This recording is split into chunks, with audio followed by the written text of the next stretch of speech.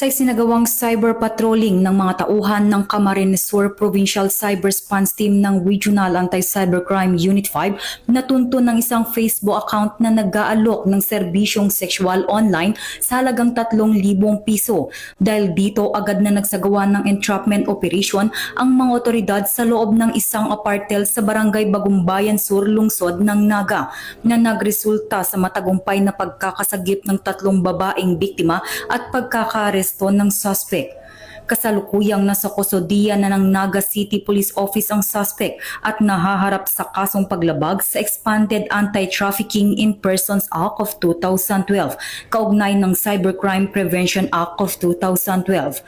Ayon kay Police Major General Wilson Asweta, Director ng PNP-ACG, patuloy ang pagpapaigting ng mga operasyon laban sa online human trafficking at exploitation.